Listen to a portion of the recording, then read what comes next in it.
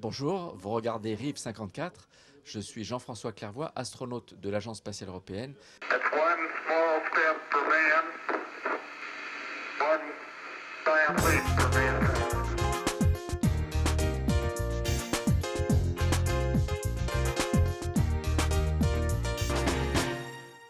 Bonjour pour une nouvelle émission de La Tête dans les étoiles, enfin je devrais dire plusieurs émissions, puisque cet été nous ne nous retrouverons pas à l'Eurospace Center, mais bien au Salon du Bourget, près de Paris. Voilà, bienvenue à bord de l'Airbus A300G pour une nouvelle émission de La Tête dans les étoiles. Alors nous retrouvons mon ami astronaute Jean-François Clairvoy. Bonjour Jean-François, comment vas-tu? Très bien. Alors Jean-François Clairvoy est PDG de Novespace, président de Novespace. Il a volé 3 fois dans l'espace, on se connaît depuis très longtemps. Jean-François, pouvez-vous nous expliquer ce qu'est un vol parabolique? Alors, un vol parabolique, c'est un vol dans un avion classique. En général, on prend des gros avions pour pouvoir ramener des scientifiques à bord, que l'on injecte en orbite rigoureusement. Mais comme cet arc d'orbite, cet arc orbital est à l'intérieur de l'atmosphère, ça demande un pilotage particulier.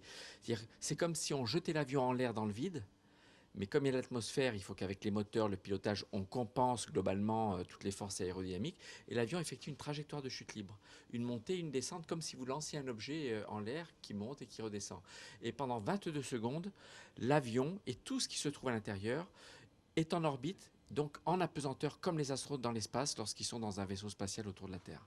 C'est donc pour ça qu'il y a des filets, qu'il y a des scratchs, il y a des mousses pour protéger les occupants. Voilà, il y a surtout de la mousse d'abord sur toutes les parois, parce qu'effectivement, quand un objet ou un passager flotte, ça dure que 22 secondes. À un moment donné, l'avion, il faut bien qu'il sorte de son piquet pour rester dans les domaines de vitesse compatibles selon sa conception.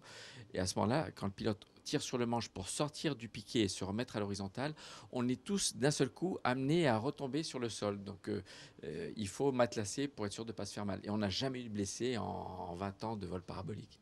Vous avez fait 3 vols dans l'espace, et pour nos auditeurs qui ne vous connaissent pas bien, vous pouvez résumer en quelques mots les 3 vols que vous avez faits?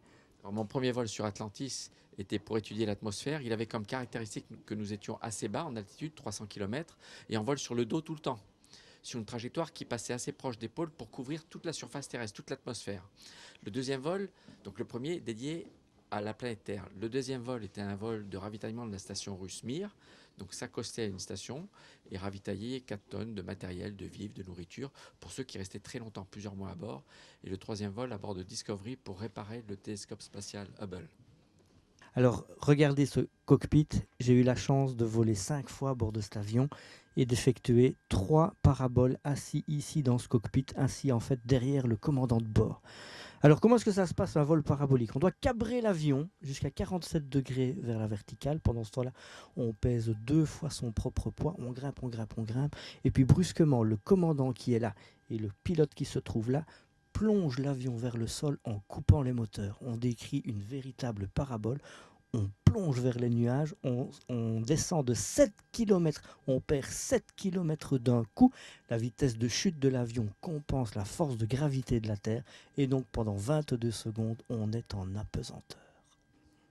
Alors il n'y a pas qu'un pilote, un commandant de bord ou un navigateur, il y a également un opérateur qui s'occupe de vérifier si les paraboles sont de bonne qualité. Alors il est assis ici à l'arrière du poste de pilotage dans la carlingue et sur son écran il peut vérifier si la parabole se passe bien.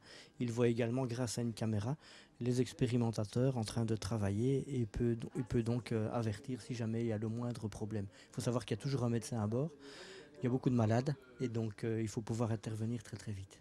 Imaginez-vous faire une manœuvre comme celle-ci avec un Airbus, c'est quand même autre chose qu'avec un Cessna ou un petit avion de chasse, je vous assure, c'est très impressionnant.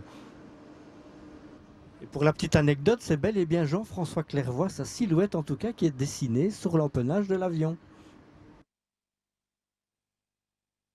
That's one small step for man, one giant leap for mankind.